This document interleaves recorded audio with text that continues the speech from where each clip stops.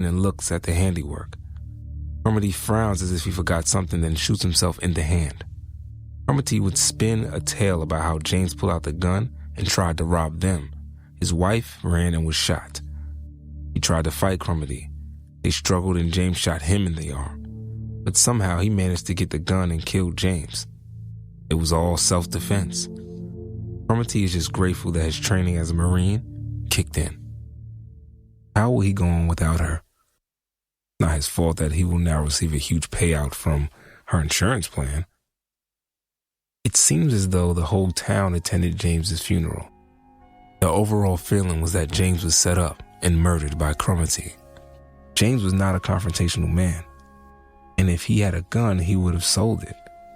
Later at the vigil, Ashley was seated next to Timothy Crumity's neighbor, Benita Gillespie. She told Ashley she knew for a fact that James did not do it because she saw Timothy scream for help well after she heard the 2 fatal shots. When she saw him outside, he was not wounded. She then heard the 3rd shot after he screamed for help. Ashley asked her to go with her to the cops with this info. He refused and said they won't care because the cops are racist.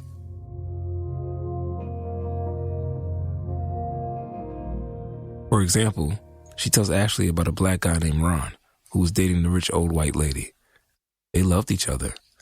He even bought him a new red car to drive around in. Someone walked in on them afterward. She beats herself up and cries rape. He never admitted it because he knew they wouldn't believe him, and it would just make him look more guilty. Ron had a good alibi. The cops knew it, but arrested him anyway. That's what he gets for having sex with a white lady, and he's been in jail since 1976. There's no point going to them over James. If you're a black and you assault another black person, they view it as volunteering for the police force. Benita was also afraid Timothy Crumity might find out and kill her too. Ashley calls her a coward and tells her to fuck off. She'll take care of it herself. She starts her little investigation. In 2005, Crumity was charged with the shooting death of Danny K. Johnson. He was released from jail 5 years later because of insufficient evidence. Crumity also was charged with committing arson to pull off another kind of insurance scam. Outraged at Crumity's violent history, she confronts the local police and asks if they are trying to find out why Crumity killed James. She is bluntly informed that the case is closed. It is clear to Ashley they are not investing resources to stop blacks from killing each other. So, that was a dead end. Couple that with the fact that Crumity could always target Ashley if she starts problems for him. Ashley had 2 trains of thought here. She had a gun and would indeed defend herself to his permanent demise, but she knew what her true weapon was. It was something she inherited, and it made one cruel fact clear. Killing a poor black person will not have nearly the same consequences of killing a white woman. She contacted the news organizations locally and nationwide. No calls were ever returned. Since local police could not be bothered to care, she called the FBI. Ashley presented the case to them. Turns out they could not get involved in a local matter unless asked by the local authorities. A few weeks later, she overheard something about that Ron guy again. Apparently, he is still fighting after all these years. For some reason, his story stuck with her. She realized that the same racist law enforcement that didn't care about justice for James will never afford it to Ron either. If she couldn't help James, maybe she can help this guy.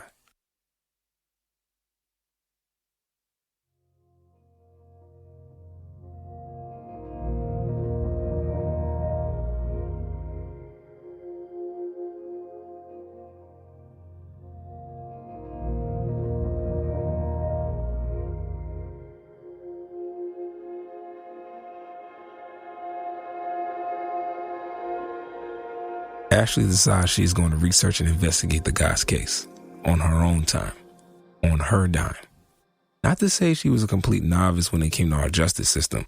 Ashley was in college studying criminal justice. She binged Ron's case, reading any and everything she could.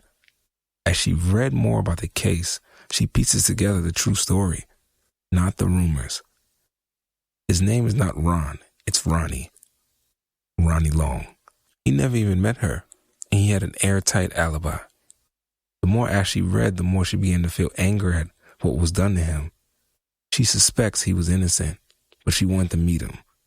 Only after she looked him dead in the eye, she would truly commit to helping him. She wrote him a letter asking his permission to help. Ronnie was suspicious of this white girl who wanted to meet him. What's her angle? So he sent an old friend to meet her first. They met and his friend gave her the green light. Her first impression of Ronnie? That's a handsome old black dude. A thought that actually surprised her. She told him about herself, and as they talked, he seemed genuinely interested. Not just as to why she wanted to help him, but who she was as a person. As for Ronnie, he laid it all out for her. The whole awful truth. The anger and outrage were right there, fresh and breathing in a way that only an innocent person could conjure up. Ashley's impression was that he was innocent. She sensed Ronnie was still skeptical about her intent, so she decided to tell Ronnie about James. Ever keep something to yourself because it's too painful to say in the daylight? But when you finally say it, it unleashes like a faucet. The absolute horror of what happened to her kind friend was palpable to Ronnie. He couldn't help but feel sorry for her and him.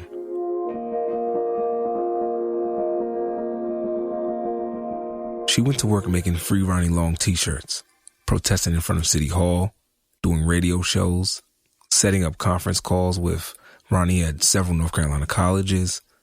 She reached out to some other supporters who helped set up an official webpage for him. And she started researching getting Ronnie a new lawyer. She would call Ronnie with updates.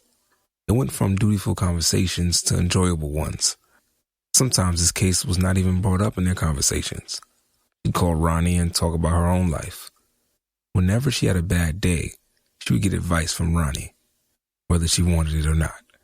It served two purposes. It allowed Ronnie to feel like he was repaying her for all she was doing for him. And for Ashley, it served as a way to get unbiased advice and a way to reveal her fears and hardships without worrying about it getting all over town. Because who was Ronnie going to tell? They bonded, almost by accident. In the end, her friend James Blanks' murder was never avenged.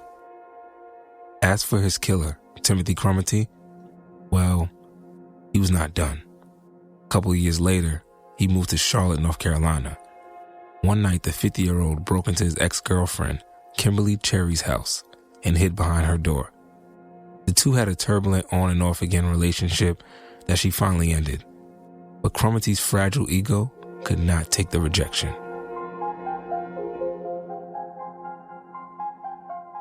So, Kimberly enters the house with her new boyfriend, 38-year-old Michael Gretzinger, hoping to retrieve her forgotten cell phone.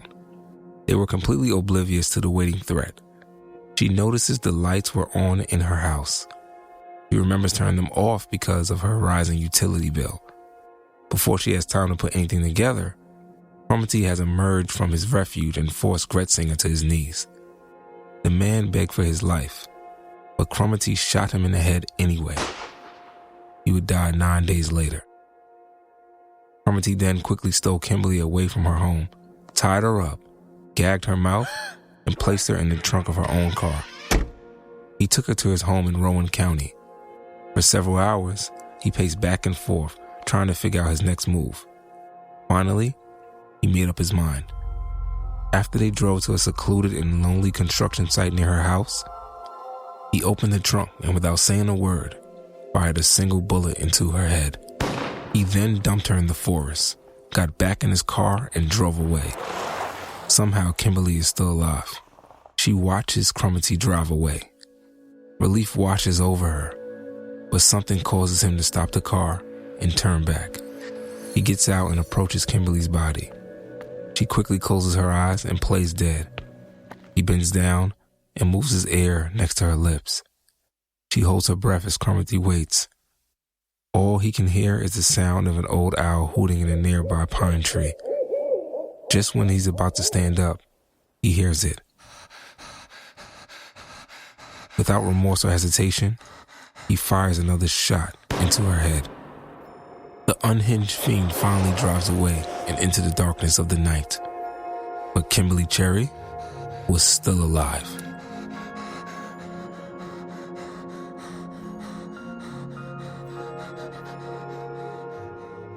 The lead missed her brain, and somehow Kimberly made it to a phone. And through slurred speech, she managed to tell the 911 operator what happened to her. And more importantly, who did it. Sending Timothy Crumity to prison for life. Kannapolis County, the city of Concord, did not care about Timothy Crumity's crimes because he only killed blacks. But Ronnie Long is locked up without any real evidence because a rich white woman was assaulted. Timothy Crumity's crimes can be seen as a blessing in disguise. Had these heinous events never occurred, Ashley would have never met Ronnie.